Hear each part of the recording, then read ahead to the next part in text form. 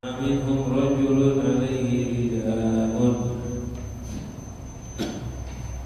إما إزار وإما كساء قد ربطوا في أعناقهم منها ما يبلغ نصف الساقين ومنها ما يبلغ الكعبين ويجمعه بيده كراهية أن تراعه وجهه رواه البخاري. Hadis riwayat dari Sayyidina Abu Hurairah radhiyallahu anhu masih dalam bab istimewaan lapar dan istimewaan hidup seadanya. Abu Hurairah bercerita, laqad ra'aitu wa melihat melihat 70 min ahli suffah, dari ahli suffah. Ahli suffah itu seperti yang sudah kita bahas ya,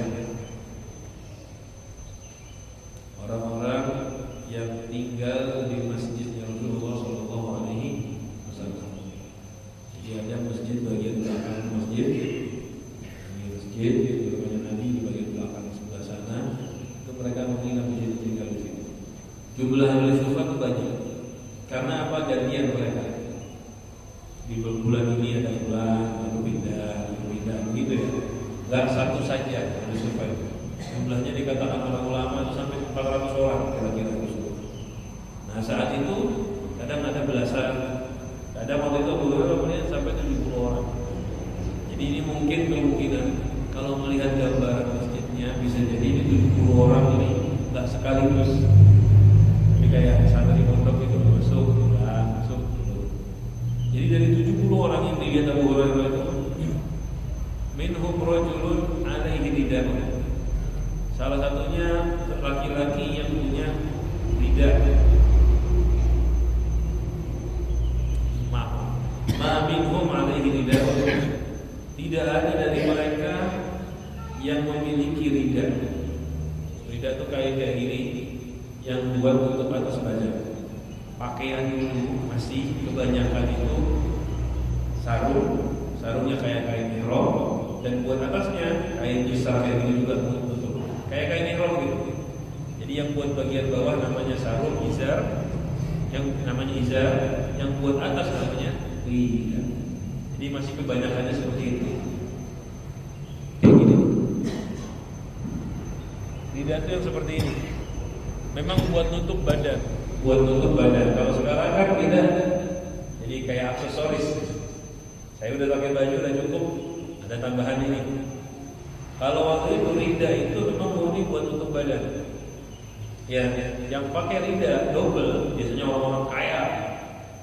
Udah ada bajunya, gamis, terus ada lidahnya, itu orang kaya sekali. Tapi lidah itu cuma pakaian buat tutup bagian atasnya. Nah kata Abu Hurairah, di zamannya Rasulullah SAW saat itu, aku hanya tidak pernah melihat 70 mereka itu yang punya lidah nggak ada. Imma izar, yang mereka memiliki, kalau bukan izar itu yang tadi bagian bawah ya sarung. Jadi punyanya cuma sarung saja. Ada bajunya mereka, tapi ya sarung untuk di pusat ya. Kayak orang ihram kan gitu kan. Jadi dia nggak punya bagian atasnya, sarung saja. Wa imma kisaun, atau kalau nggak sarung mereka punya kisah. Kisah itu kayak gamisnya, kayak gamis diputar di atas. Jadi kisah itu kayak gamis yang diputar di atas. Jadi dia kayak gamis gini. Cuma masih ini kan rapi kan, ada kainnya. Dia sampai bawa panjang kain kan. Kalau ini kan ada jahitannya segala macam rapi begitu. Kalau itu kain yang pernah lihat foto gambarnya orang-orang Roma yang miskin. Jadi dia bawahnya tuh kayak gamis, atasnya diikat di sini di leher biar gak jatuh. Jadi satu kain satu aja, bawahnya tutup, atasnya diikat di leher. Nah itu yang disebut dengan kisah. Saat itu wajar ya bagian seperti itu ya, yang sarungan aja wajar ya. Zaman itu masih wajar. Kayak kita di Indonesia bahkan mungkin sebelum zaman Indonesia merdeka ya, bukan zamannya Nabi, masih zaman sekitar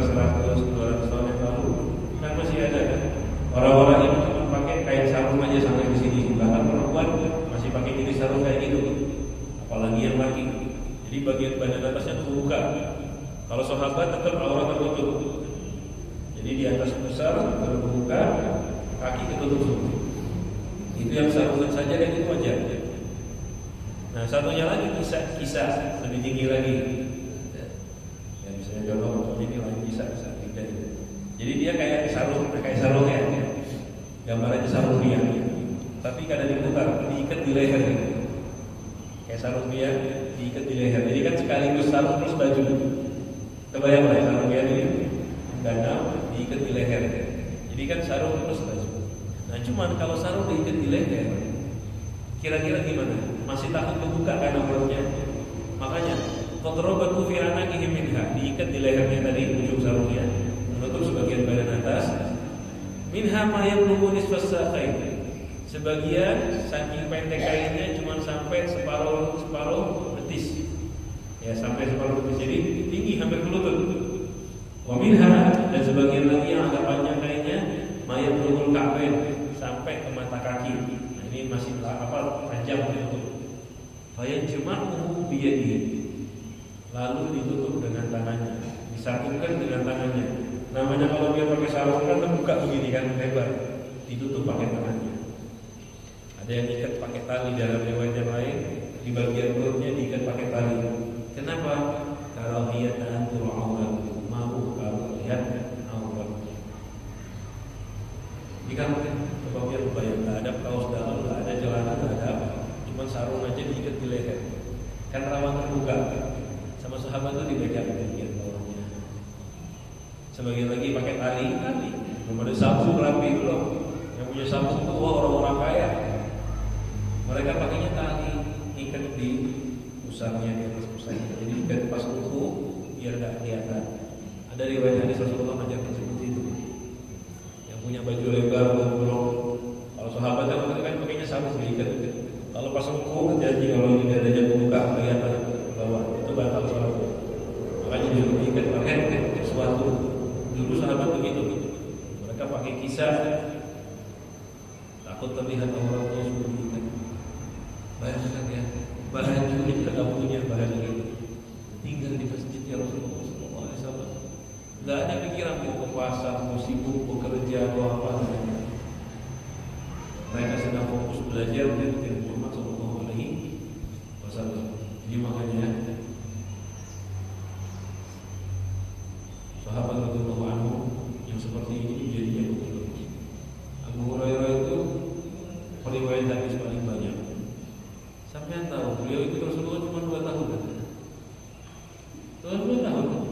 Abu Hurairah itu masuk Islam udah di waktu Ayyamil Khaybar, saat-saat perang Khaybar. Abu Hurairah masuk Islam belakangan Nabi. Umur Nabi seingat saya cuma sudah 57 atau 58 tahun. Tahun ke-7, nah hampir 60 tahun juga. Tahun ke-7 ya, Khaybar itu tahun ke-7 setelah tahun ke-6 atau ke-7 setelah hijrahnya Rasulullah SAW. Nabi itu sudah mendekati akhir hayatnya.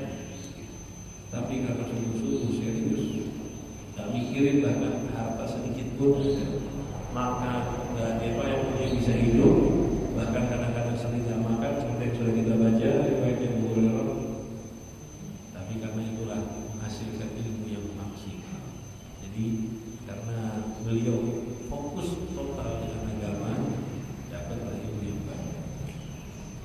Jadi sahabat Sufah, sahabat Nabi kayak gini, sahabat Nabi seperti itu, demi mencari. Nah sekali lagi sudah kita bahas ya, biar dah juga kayak gitu, yang ada di nikmati sudah kerja apa-apa. Cuman tujuan bab ini adalah kita tak berlebihan cinta sama. Wa Aisyah radhiyallahu anha qalat, hadis selanjutnya dari Siti Aisyah radhiyallahu anha, beliau mengatakan kana Rasulullah sallallahu alaihi wasallam min udri hashbuhu li.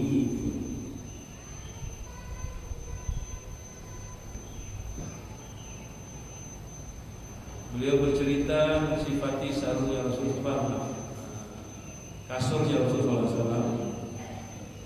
Kasurnya Rasulullah SAW adalah ujub, kulit yang sudah dibersihkan, kulit hewan yang sudah dibersihkan bulunya. Hashbuhu lifun, diisi dengan lif, serabut dari pohon kurma. Itu bahasanya Nabi Muhammad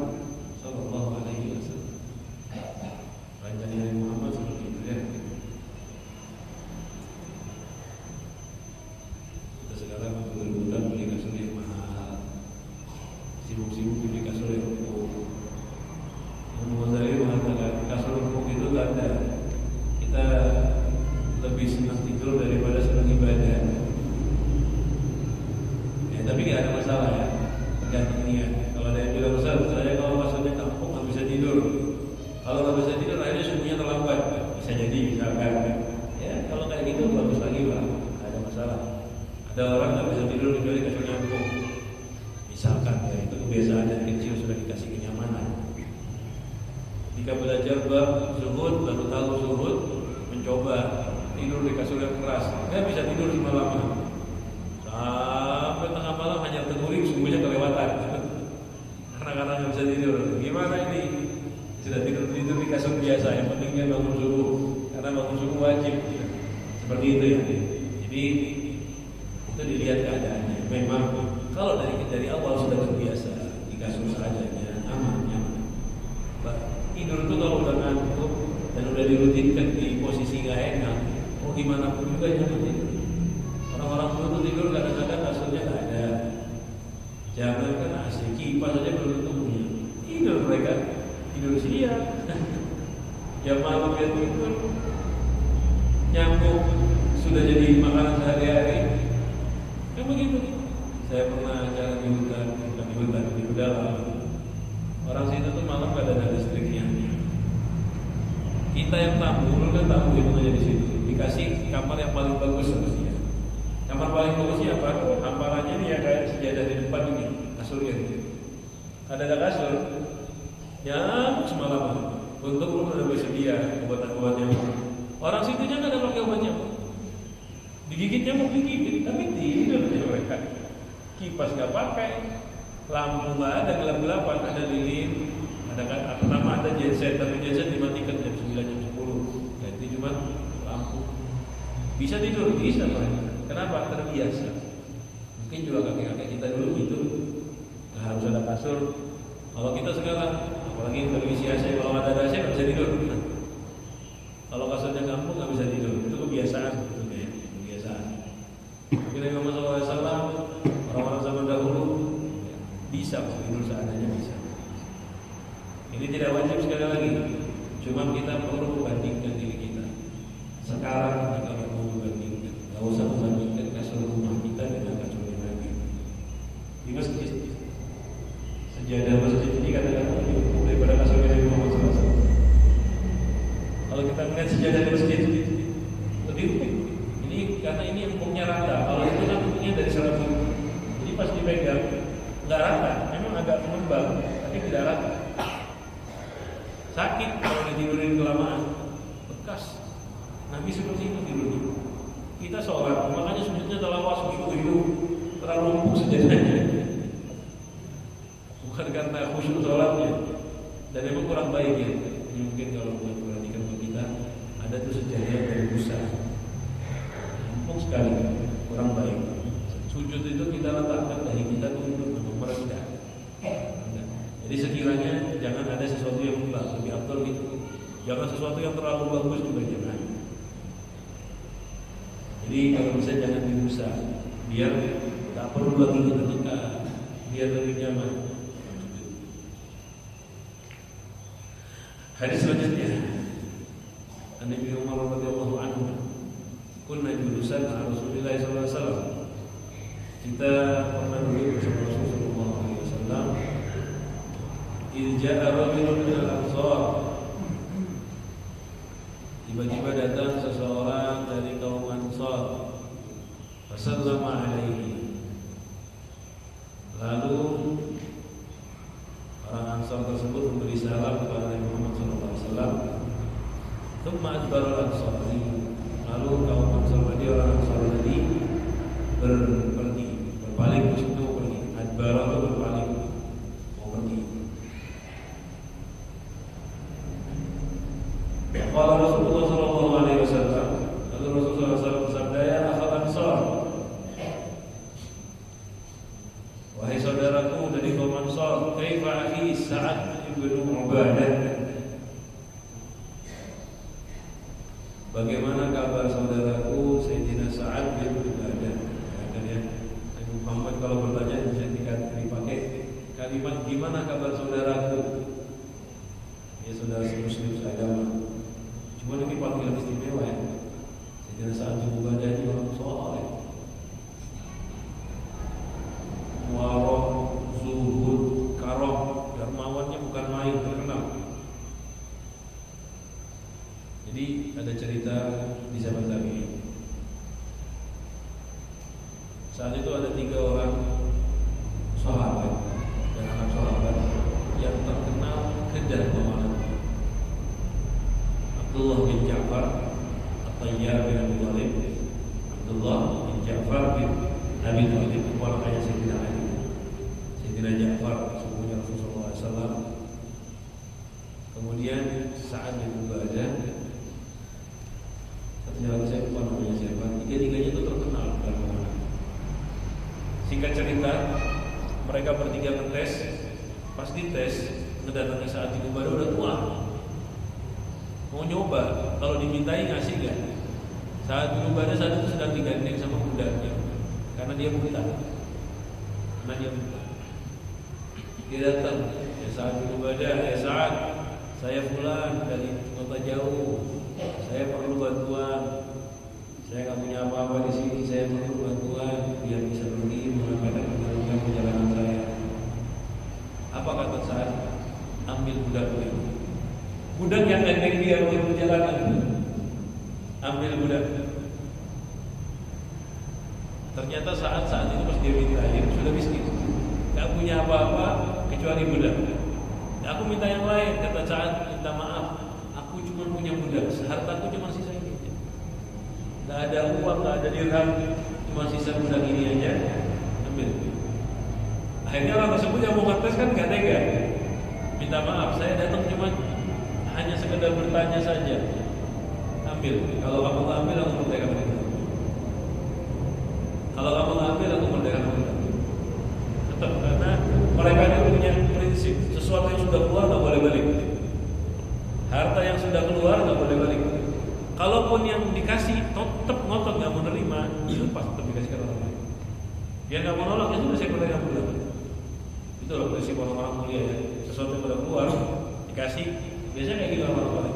Kasih pian hadiah, pian tolak. Sebetulnya jangan sampai nolak, terima aja. Kalau pian nggak perlu, kasih orang lain, terima, gunakan beliau. Seandainya pian nggak terima, tetap itu nggak mungkin kembali.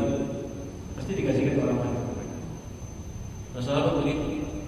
Akhirnya pulanglah Sa'ad bin Ubadah, jalan orang berhenti. Karena dia bilang nggak bisa melihat, nggak ada yang gandeng lagi.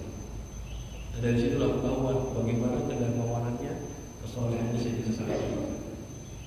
Saat itu Rasulullah SAW bertanya, di mana kabar saudaraku Sa'ad?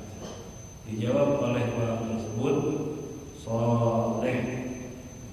Salihun, keadaannya baik.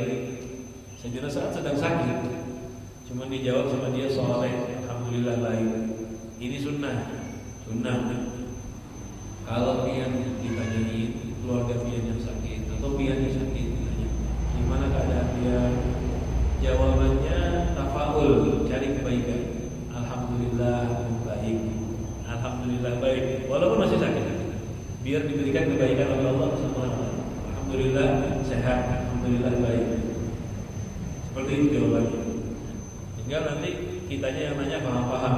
Memang di Islam itu sunnahnya kayak gitu. Sunnahnya seperti itu. Alhamdulillah membaik, kemarin agak parah, sekarang udah bagus. Kayak gitu aja. Biar apa? Biar cepat diberikan kesembuhan. Lain kalau biar ke dokter, kalau ke dokter jawab seadanya. Gimana keadaan biar? Sebutin. Sakit Pak Dokter, A, B, C, D. Karena biar sedang berobat. Ini kalau teman orang nanya apa? Ini salah satu buktinya dari Sayyidina Ali gitu juga. Sayyidina Ali pernah ditanya, Rasulullah sedang sakit, sakaratul maut, sakit yang bakal mati itu. Rasulullah ditanya, Sayyidina Ali ditanya, gimana keadaan Rasulullah? Kata Sayyidina Ali, jawabannya, bi khairin asbaha badian bihamdillah. Rasulullah keadaannya baik. Keadaannya baik, padahal sakit sekarang dan hari itu mati. Hari itu mati, meninggal. Tapi jawabannya Sayyidina Ali baik. Kenapa? Tafa'ul. Faqala Rasulullah ma ya'udhu itu. Rasulullah paham. Dijawab saleh berarti masih sakit. Beda ya. Jawabannya gimana keadaan? Alhamdulillah udah sembuh total sekarang. Berarti udah sembuh. Tapi kalau jangan jawab, gimana keadaannya? Membaik. Berarti masih sakit. Gimana keadaannya? Alhamdulillah. Berarti masih sakit. Tapi kalau jelas bahasanya udah sembuh, baru udah sembuh. Nah, Rasulullah bilang, "Man yaqulu itu." Hai sahabat, siapa yang mau ikut naik usaha ibadah?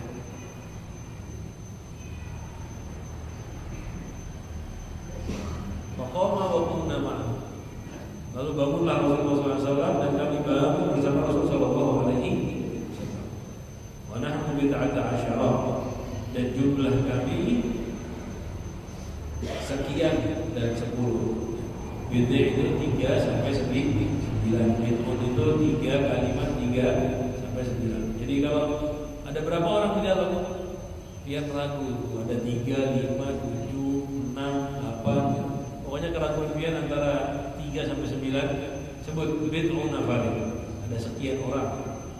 Dalam bahasa Arab bid'un itu kayak lafaz sekian. Cuma khusus dari 3 sampai 9. Ma'alaina ni'alun. Belasan orang tadi tidak ada yang punya sendal. Wala khifafun, dan khuf sepatu. Wala qalanisun, ada yang punya kopiah. Wala kumusun, dan tidak ada yang punya gamis. Ini belasan orang tadi yang bersama Nabi Muhammad SAW, tidak punya apa-apa semua. Namshi fi tilka sibahi, kita berjalan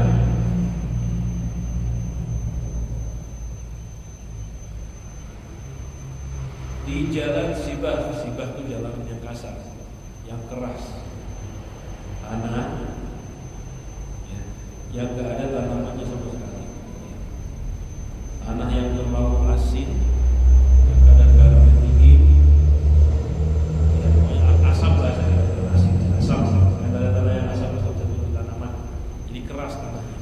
Kita jalan di tanah keras itu. Dan Rasulullah SAW juga sama. Lahirnya kata ulama, Nabi Muhammad kan begitu, gak punya sendal, gak punya apa-apa di pakaiannya. Begitu jalan, hatta jina, sampai berjalan saat beribadah. Fastasqahu min hawlihi. Akhirnya kaumnya, akhirnya keluarganya, sukunya saat beribadah mundur min hawlihi, dari sekitar saat beribadah. Karena Nabi Muhammad datang, hatta dana Rasulullah SAW sampai Nabi mendekat, dan sahabat-sahabat bersama Nabi mendekat. Jadi satu pada sedang ditengokin sama orang kaum. Ketika Nabi dan Nabi datang, mereka minum, ngasih jalan, ngasih kesempatan. Nanti di hadis ini satu tadi ya, pertama cara menjawab pertanyaan dalam orang sakit. 2, sunnah menengok orang sakit.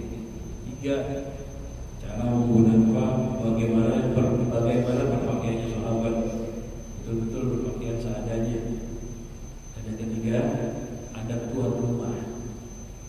Kalau ada tamu kita ngalah, ada tamu kita bukan. Makanya kalau kita tuh ada keistimewaan di daerah kita apa, terus ada orang dari luar kota datang yang jarang-jarang, kita malah biarkan mereka mendekat. Biarkan mereka mendekat. Ada kuburan suka disiarai, kita masih ya perbuatan juga. Nah, kita kan kapan aja bisa datang. Biarkan mereka lebih dahulu lebih diutamakan. Ada tamu rumah kita ngalah, dan seterusnya. Karena tamu itu diutamakan. Nah, cuman begini hadisnya disesuaikan, yaitu fadilah al-jub wa syuratul aish, hidup seadanya. Sadar tak punya, kau tak punya, gamis gak ada. Jadi makanya kayak ngomong. Padahal jalan jadi jalan yang tak nyaman, jalan yang tak enak. Tapi mereka tetap seperti itu untuk menyaksikan saat beribadah. Kenapa? Karena sabarnya Rasulullah dan para sahabat Rasulullah. Hadis selanjutnya, ini cerita-cerita aja ya tentang bagaimana seadanya hidup sahabat Rasulullah SAW. Dari Sayyidina Imran bin Husain radhiyallahu anhu, An Nabi sallallahu alaihi wasallam annahu qala khairukum qarni, sebaik-baik kalian adalah qarni. Qarni itu yang hidup seabad, satu zaman. Qarni itu satu abadnya.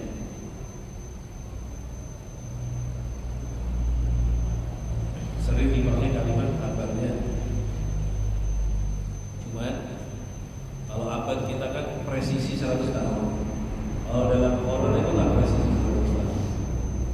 qaran itu yang hidup bersamaku selama masa, ulama mengatakan ya, zaman yang dekat ya. Jadi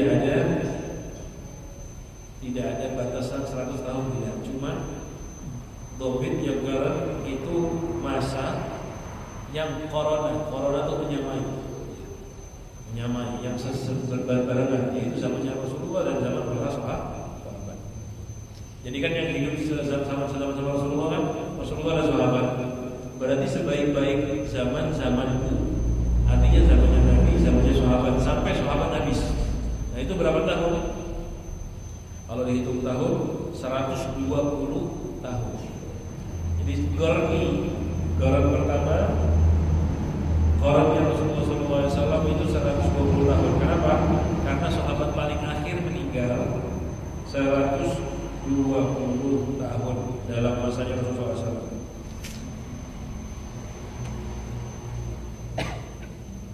Jadi dari masanya Rasulullah SAW 120 tahun. Tsumma alladziina yaluna. Lalu qaran kedua.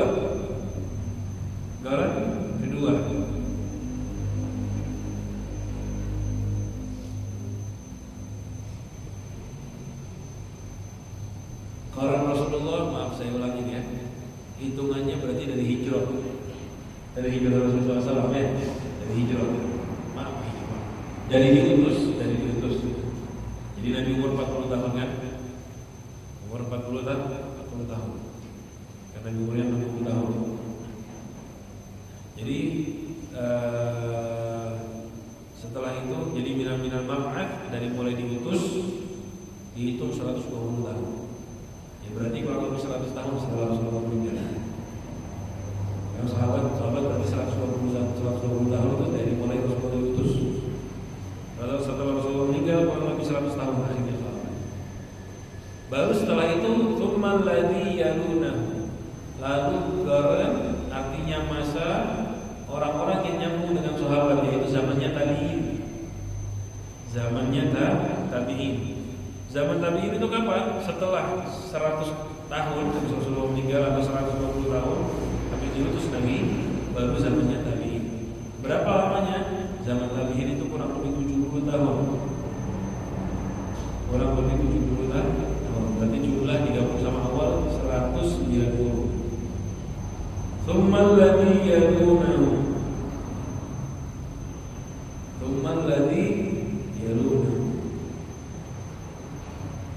Lalu yang nyambung setelah tabi'in.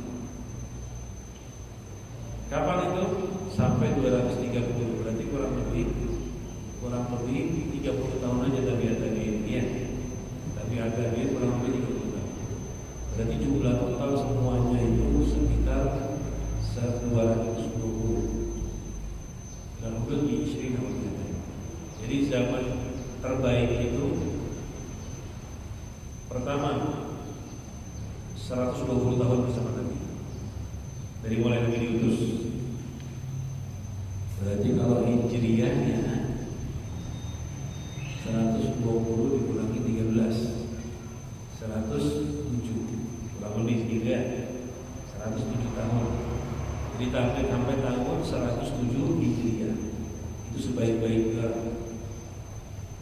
Lalu tambah 70, berarti 170 itu 7. 177 tambah lagi 30, 207 Hijriah. Tapi kalau dihitung dari zaman Rasulullah diutus 220 tahun. Jadi itu kurang lebih seperti itu. Jadi sebaik-baik masa itu zaman Nabi, tabi'in dan tabi'at tabi'in. Masa Nabi dan para sahabat periodenya berapa? Jadi golongan itu satu periode. Satu periodenya berapa? 120 tahun. Periode tabi'in beda, dari kecil 70 tahun. Periode tabi'at tabi'in cuma 30 tahun lah. Kurang lebih 30 tahun. Nah, setelah itu apa yang terjadi?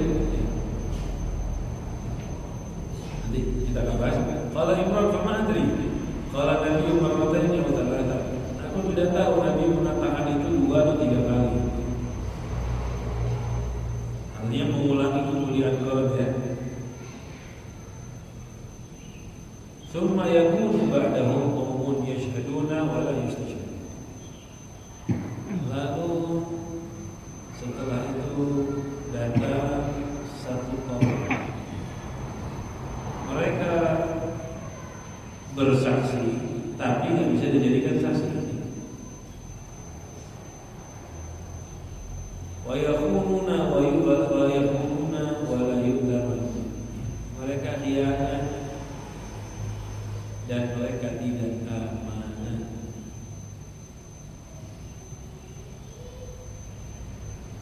Wa yadhiruna wa la yufun. Mereka nadar dan tidak penuhi nadarnya.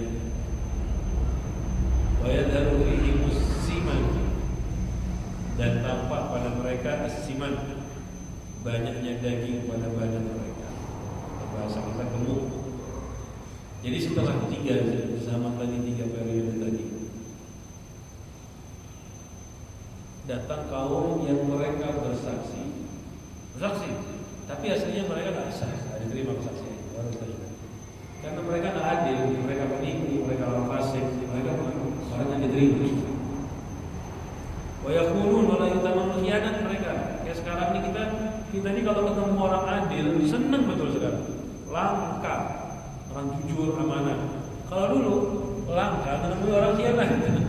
Zamannya Rasulullah 3 zaman itu. Wa yadiruna wa la yufun, nadar tapi enggak pernah dipenuhi. Biasa kalau udah ada hajat saya nadar.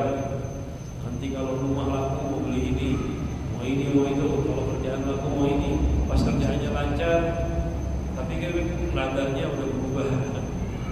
Itu banyak orang kayak gitu. Wa yadharu fihi musiman, dan tampak bagi mereka banyaknya lemak, banyaknya daging di badan tubuh. Bukan gemuk yang tercela, tapi penyebab gemuk mereka yang tercela.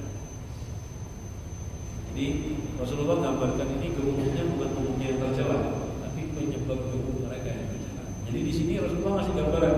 Sahabat dulu kan kurang makan, kurang dunia, mereka hidup seadanya dengan kewaraan dan kesulitan. Saat sudah ganti garan ini, mereka hidup dengan foya-foya, mereka hidup dengan harta. Yang jeleknya itu apa? Mereka mengejar hartanya dengan cara yang baik. Bukan karena gemuknya banyak orang-orang soleh, gemuk-gemuk ada. Sayyidina Abbas itu, Sayyidina Hamzah. Kalau duduk kursi orang biasa satu, sini 2, besar badannya. Tapi bukan gemuk-gemuk jelek ya, memang badannya besar tinggi. Jadi besarnya badan itu nggak jadi bukti tercela. Cuma saat itu keadaan mereka rebutan harta. Betul ya, itu sudah zaman yang kacau balau. Mudah-mudahan